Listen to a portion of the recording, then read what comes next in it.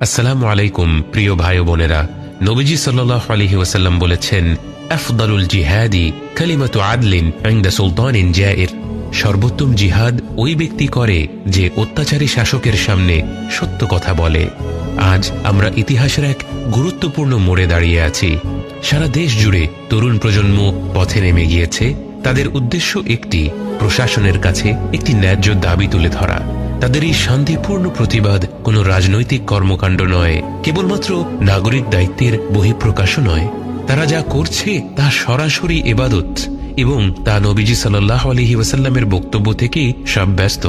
তিনি সাল্লাল্লাহু আলাইহি ওয়াসাল্লাম বলেছেন, যে ব্যক্তি শাসকের সামনে কালিমাতু আদল তুলে ধরে, কালিমা অর্থাৎ কথা এবং আদল অর্থাৎ ন্যায্য, ন্যায়সঙ্গত অর্থাৎ হক কথা, এই হক কথা বলাকে তিনি শুধুমাত্র জিহাদ বলেননি, বরং আফদালুল জিহাদ অর্থাৎ সর্বোত্তম জিহাদ বলেছেন। জুমার দিনে জামাতগুলো যখন রাস্তা পর্যন্ত পৌঁছে যায়, আমরা রাস্তায় সারিবদ্ধ হয়ে দাঁড়িয়ে থাকা মুসল্লিদের ইবাদতকারী হিসেবে চিহ্নিত করি। হজের দিনগুলোতে হাজিরা যখন আরাফাতের ময়দানে ভিড় করে দাঁড়িয়ে থাকে, আমরা তাদেরকেও ইবাদতকারী হিসেবে চিহ্নিত করি। আজ নিজেদের জানের মায়া ত্যাগ করে যে ভাই বোনেরা রাস্তায় নেমেছে, তাদেরকেও আমাদের ইবাদতকারী হিসেবে চিহ্নিত করা উচিত, এবং তাদের পাশে দাঁড়ানোর জন্য আমরা যার যার জায়গা থেকে যা করতে পারি একজন মুসলিম হিসেবে তাই করাটা আমাদের কর্তব্য। এই পাশে দাঁড়ানো বিভিন্ন রূপ নিতে পারে। হতে পারে কোনো এক বাবা তার সন্তানকে এই প্রতিবাদে অংশগ্রহণ করার জন্য উৎসাহ দেয়া, অথবা কোনো মা ছাত্রছাত্রীদের জন্য কিছু খাবার পাঠিয়ে দেয়া। হতে পারে অভিভাবকেরা তাদের সন্তানদের সাথেই পথে নেমে পড়া। আবার হতে পারে আহত তরুণ তরুণীদের জন্য নিজের ঘর খুলে দেওয়া। ডাক্তার ভাই বোনেরা বাড়তি সময় ধরে আহত ভাই বোনদের চিকিৎসা করা। আবার হতে পারে শহীদ আবু সাঈদের বাবা মায়ের মতো ধৈর্য ধারণ করা। এবং অবশ্যই প্রতিটি মুমিন ব্যক্তির দায়িত্ব গোটা সমাজের জন্য এবং বিশেষ করে রাস্তায় নেমে পড়া ভাই বোনদের জন্য আল্লাহর কাছে একনিষ্ঠভাবে দোয়া করা। নবীজি সাল্লাল্লাহু আলাইহি ওয়াসাল্লামের নবুয়তের আগে হেলফুল ফুদুল নামে একটি সামাজিক সংগঠন প্রতিষ্ঠা করা হয়েছিল, যার মূল লক্ষ্য ছিল আরব সমাজের অন্যায় অনাচার বন্ধ করা, বিশেষ করে সমাজের এমন দুর্বল ব্যক্তিদের সহায়তা করা যারা সহজে ন্যায় বিচার পাওয়ার অবস্থায় ছিল না। বহু বছর পর নবুয়ত লাভের পরবর্তী সময়ে নবীজি সাল্লাল্লাহু আলাইহি ওয়াসাল্লাম একবার হেলফুল ফুদুল সম্পর্কে বলেছিলেন, আমাকে যদি ইসলামের যুগে এরকম কোনো কিছুতে অংশগ্রহণ করতে বলা হতো, আমি তাতে রাজি হয়ে যেতাম।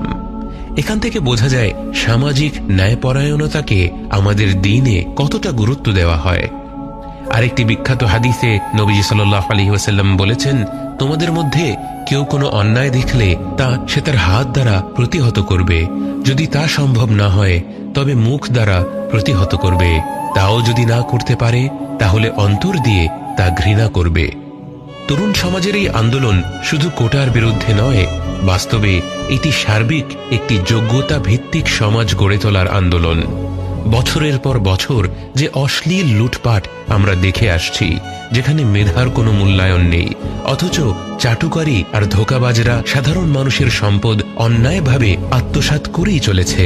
তরুণ সমাজ সিদ্ধান্ত নিয়েছে এই কর্মকাণ্ডগুলোকে শুধু অন্তরে ঘৃণা করে গেলেই চলবে না, এবার এর বিরুদ্ধে আওয়াজ তুলতে হবে। সারা দেশের প্রতিটি অঞ্চলের মুমিন জনগণের দায়িত্ব আজ তাদের পাশে দাঁড়ানো। আমাদের আলেম ওলামাদের উচিত প্রত্যেকে তাদের জায়গা থেকে এ ব্যাপারে নেতৃত্ব দেওয়া।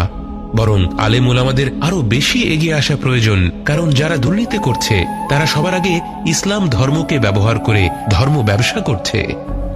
যে চোর প্রশ্নপত্র ফাঁস করে শত শত কোটি টাকা আত্মসাৎ করে বলে সে যে টাকা চুরি করেছে তা সব আল্লাহর রাস্তায় ব্যয় করেছে, এতে কি ইসলামকে নিয়ে প্রহসন করা হয় না? এই বক্তব্যগুলোতে কি ধর্মপ্রাণ মুসলিম জনগণ আঘাত পায় না?